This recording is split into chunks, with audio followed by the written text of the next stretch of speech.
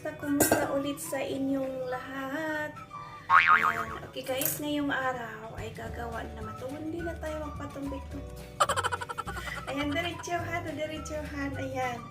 Okay, so ngayong araw ay gagawa na naman tayo ulit ng ating bagong recipe. So itong recipe na gagawin natin ngayon ay isda muna naman tayo. Pero ito siya ay yung fish fillet. So ito guys, itong gagawin natin. Nilagay ko siya dito sa strainer, nugasan, at saka nilagay ito sa strainer para naman nilagay ko dito para mawala yung tubig na galing dito sa isda. Okay, ayan. So ang gagawin natin ngayon ay gagawa tayo ng sauce para dito. Ipapakita ko sa inyo ang mga sangkap ng ating gagamitin para sa ating fish fillet. At hindi na ako magpapatumbik-tumbik. Ipapakita ko rin sa inyo ang ating mga sangkap. Okay, let's go! So ito guys. So first, ito siya chicken fillet. Sorry, fish fillet. Pero may halo siyang shrimp. May konting shrimp kasi doon sa freezer. So sabi ko, ihalo ko na lang. Ayan. So parehas lang naman yan ng isda. O, di ba? Okay. So ang susunod ay itong shredded ginger, itong loya. Okay? And then itong garlic, crushed garlic. Tapos itong yung sibuyas guys, yung green onion, yung puno niya. Pinat ko lang siya. Tapos ito hahalo natin mamaya. At saka itong dahon ng sibuyas. At saka mayroon tayong half lemon. Mayroon tayong half glass. Mga ito siya, 3 spoons. Okay, na orange juice. Okay, orange juice. At mayroon din tayong 3 spoons na soy sauce. Ayan. And then, mayroon din tayong tubig. Gagamit din tayo ng tubig. Okay? So, at gagamit din tayo ng honey. Ayan. At itong chili flakes, kung mayroon kayo. Okay?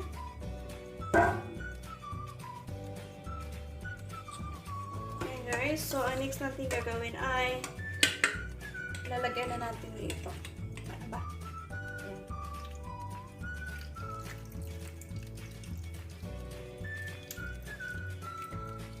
At ilalagay natin sa ating oven. Okay? 10 to 15 minutes. Okay? Kasi madali lang naman ito. Ayan. So, 10 to 15 minutes, okay na. So, depende sa inyong oven. Okay? So, ito na. Lalagay natin sa ating oven. Ayan. Okay guys, habang naghahantay tayo ng ating isda sa oven. Okay, so, gagawa muna tayo ng ating rice. Okay, so luto mo tayo ng rice with sesame. Okay, so lalagay lang tayo ng konting mantika. Ayan. At saka lalagay tayo. Okay, then ang ating sesame. Ito guys.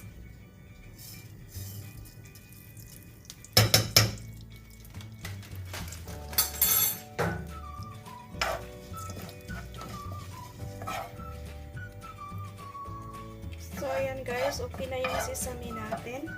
So ilalagay na natin itong ating hinugasang bigas.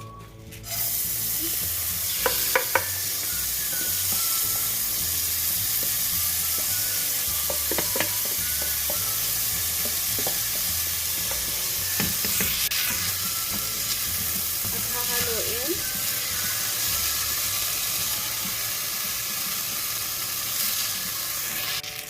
Lalagay lang tayo ng kunting asin.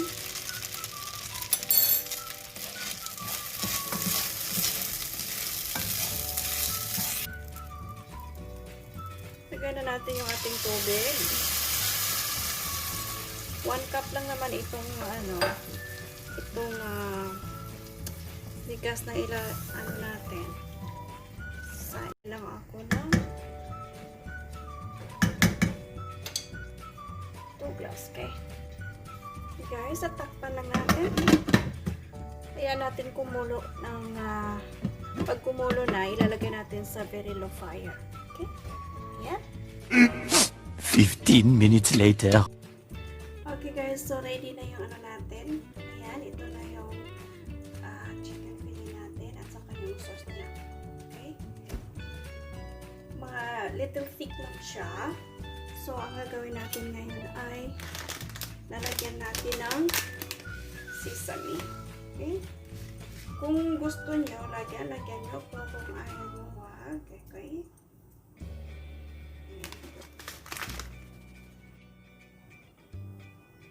Okay?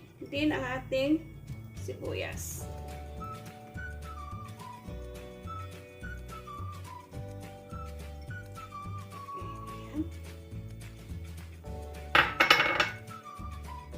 So, ito na guys. Okay. Okay, at ayan. Okay na rin yung kanin natin. Magpiplating na tayo. Yay! Ready to lunch, guys. Okay guys. So, ito na yon.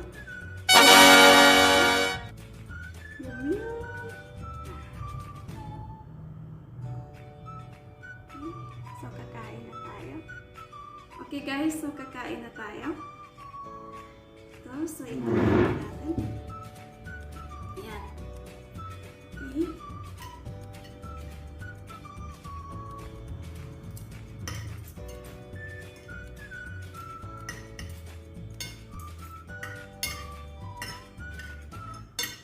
Guys, masarap siya.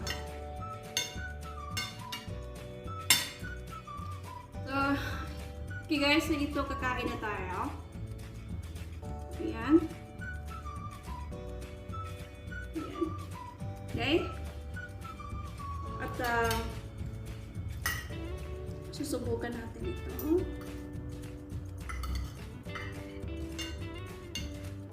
Tikman!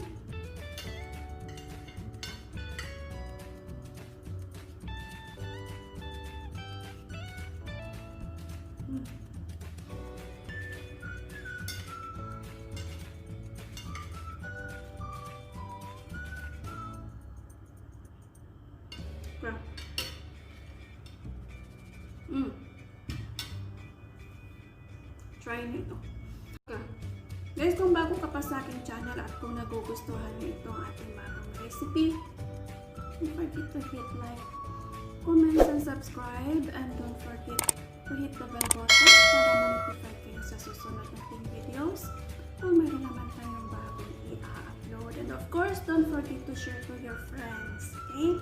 Thank you so much for watching. This is Guillien at the same channel. Love you all.